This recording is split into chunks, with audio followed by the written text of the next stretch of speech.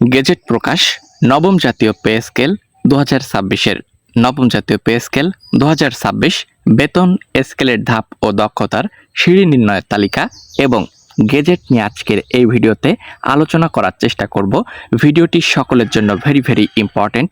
অবশ্যই না টেনে প্রথম থেকে শেষ পর্যন্ত দেখার জন্য অনুরোধ করতেছি। তার আগে আপনাদের সকলের কাছে রিকোয়েস্ট করব, চ্যানেলে যারা নতুন দর্শক আছেন এখনই সাবস্ক্রাইব করবেন।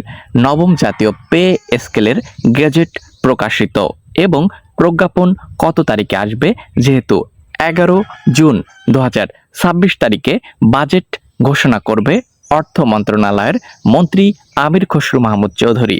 তো এখানে অর্থমন্ত্রী যে বাজেট ঘোষণা করবে, এখানে নবম জাতীয় পে স্কেলে কি কি সুযোগ সুবিধা বৃদ্ধি পাচ্ছে, 50 থেকে 100% পর্যন্ত বেতন ও সুযোগ সুবিধা বৃদ্ধি পাচ্ছে এখানে গ্রেড অনুযায়ী। আজকের এই ভিডিওতে সর্বশেষ প্রাপ্য তথ্য অনুযায়ী আপনাদেরকে জানানোর চেষ্টা করব।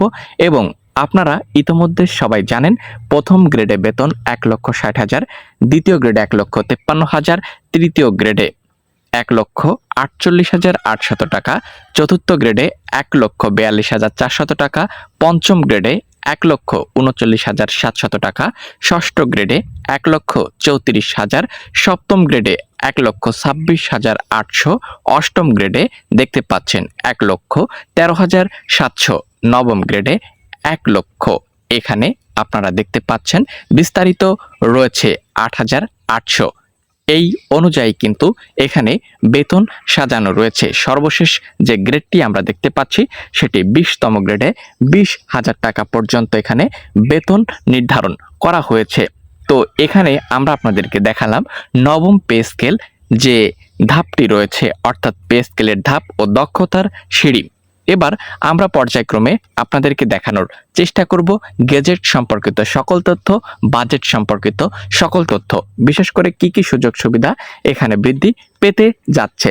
আমরা সবাই জানি 50% আকারে কিন্তু নবম পে স্কেল বা এখানে বেসিক কার্যকর হতে যাচ্ছে 1 জুলাই 2026 থেকে। তবে গ্রেড অনুযায়ী ইন্ডিভিজুয়ালি কিছু গ্রেডে 100% পর্যন্ত বেতন বৃদ্ধি পেতে পারে। কোন কোন গ্রেডে 100% পর্যন্ত বেতন বৃদ্ধির সম্ভাবনা রয়েছে, এই সম্ভাব্য সকল আপডেট একটু পরেই আমরা জেনে নিব। এখানে আপনারা দেখতে পাচ্ছেন 1 থেকে 20টি গ্রেডকে বহাল রেখেই কিন্তু এখানে সকল সুযোগ সুবিধা প্রদান করা হচ্ছে।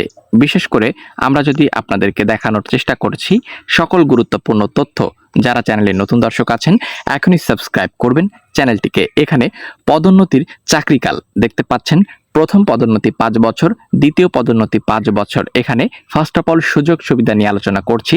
তৃতীয় পদোন্নতি 3, 4 অথবা 5 বছর, চতুর্থ পদোন্নতি 3 থেকে 4 বছরে, পঞ্চম পদোন্নতি 3 থেকে 4 বছরে। বিদ্যমান ব্যবস্থা, বেতন কাঠামো এবং এখানে দেখতে পাচ্ছেন বেতনের অনুপাত উল্লেখ করে দেওয়া রয়েছে, রেশিও উল্লেখ করে দেওয়া রয়েছে। এছাড়াও আপনাদেরকে দেখাবো আমরা সকল গুরুত্বপূর্ণ তথ্য। চলুন দেখে নিব শর্তাবলী। প্রতি বছর জুলাই মাসের 1 তারিখ থেকে ইনক্রিমেন্ট কার্যকর হবে। প্রথম ইনক্রিমেন্ট প্রাপ্তির জন্য চাকরিকাল ন্যূনতম 6 মাস হতে হবে। ইনক্রিমেন্ট প্রাপ্তির জটিলতা এড়ানোর জন্য চাকরিতে যোগদানের সময় এখানে জুলাই মাসের 1 তারিখ থেকে ডিসেম্বর মাসের 31 তারিখ পর্যন্ত নির্ধারণ করা যেতে পারে। অর্থাৎ এখানে আপনারা যে বিষয়টি দেখতে পাচ্ছেন, চাকরিতে যোগদানের জন্য জানুয়ারি মাসের 1 তারিখ থেকে জুন মাসের 30 তারিখ পর্যন্ত সময়সীমা পরিহার করতে হবে। একজন কর্মচারী কোনো বেতন গ্রেডের শেষ ধাপে পৌঁছানোর পর পরবর্তী পদোন্নতির ভাগ বা আগ পর্যন্ত 5% হারে ইনক্রিমেন্ট প্রদান করা হবে। এবং প্রস্তাবিত বেতন কাঠামো উপসচিব তদুর্ধ্বদের জন্য এখানে রয়েছে।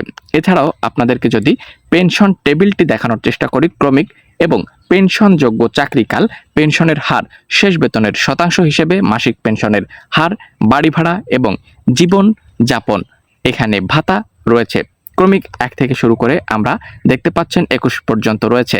ফার্স্ট অফ অল এখানে পেনশনযোগ্য চাকরিকাল দেখতে পাচ্ছেন 5 বছরে 23%, 6 বছরে 25, 7 বছরে 28, 8 বছরে 32, 9 বছরে 34, 10 বছরে 45 এবং 11 বছরে 50, 12 বছরে 54, 13 বছরে 58, 14 বছরে 62, 15 বছরে 70, 16 বছরে 74, 17 বছরে 78, 18 বছরে 82, 19 বছরে 86, 20 বছরে দেখতে পাচ্ছেন 90 এবং 21 90, 22-এ 90, 23-এ 90, 24-এ 90, 25 বছর ও এর ঊর্ধ্বে 100% পর্যন্ত এখানে বিস্তারিত উল্লেখ করে দেওয়া রয়েছে। ঠিক আছে, তো এখানে আপনাদের বেশ কিছু সুযোগ সুবিধা কার্যকর হতে যাচ্ছে এবং এখানে আমরা যে গেজেট এটি কিন্তু খুব তাড়াতাড়ি পেয়ে যাব, তবে এটি কিন্তু এখনো প্রস্তাবিত, এখনো চূড়ান্ত গেজেট প্রকাশিত হয়নি। 11 তারিখের বাজেটের পরবর্তীতেই গেজেট এবং প্রজ্ঞাপন একসঙ্গে জারি হতে পারে।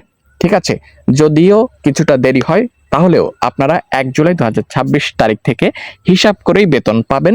বকেয়া বেতন একবারেই প্রদান করে দেওয়া হবে যদি বেতন পরিশোধ করতে দেরি হয়ে থাকে। তো মোটামুটি 3টি ধাপেই পে স্কেল কার্যকর হবে এবং আগামী অর্থবছর থেকে এখানে বিভিন্ন সুযোগ সুবিধা অ্যাড হবে। ধন্যবাদ।